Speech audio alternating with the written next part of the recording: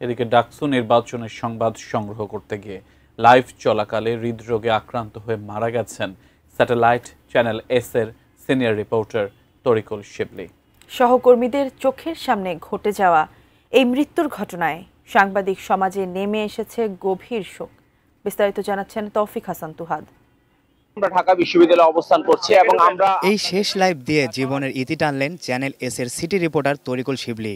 মঙ্গলবার দুপুর 1টার দিকে ঢাকা বিশ্ববিদ্যালয়ের টিএসসি ভোট কেন্দ্রের সামনে ডাকসু নির্বাচনের লাইভ দেন তিনি। এরপর মাথা ঘুরে পড়ে গেলে অচেতন অবস্থায় তাকে উদ্ধার করে ঢাকা মেডিকেল কলেজ হাসপাতালের জরুরি বিভাগে নিয়ে যান তার সহকর্মীরা। সেখানে কর্তব্যরত চিকিৎসক তাকে মৃত ঘোষণা করেন। ওইখান থেকে আনার পর জরুরি বিভাগে নিয়ে যাওয়ার পরই তার ইসিজিতে পাঠায়। তো জিজ্ঞেস করলাম যে ইসিজি কেন, তখন ডাক্তাররা বলতেছিল যে আসলে সে আর নাই আমাদের মাঝে। 1 বছর ধরে চ্যানেল এসে কাজ করছিলেন তরিকুল শিবলি। সংবাদ সংগ্রহের কাজে ছিলেন উদ্যমী ও সাহসী, জানালেন তার সহকর্মীরা। ওনার পারফরমেন্স সব দিক থেকে এটা আনবিলিভেবল। আমাদের চ্যানেল এস পরিবার কোনোভাবেই এই শোক কাটাতে পারতেছে না। সাংবাদিক তরিকুল শিবলির মৃত্যুর খবর পেয়ে হাসপাতালে ছুটে যান তার সহধর্মিণী। কান্নায় ভেঙে পড়েন তিনি। তরিকুল শিবলির গ্রামের বাড়ি কুমিল্লা জেলার বুড়িচং থানায়।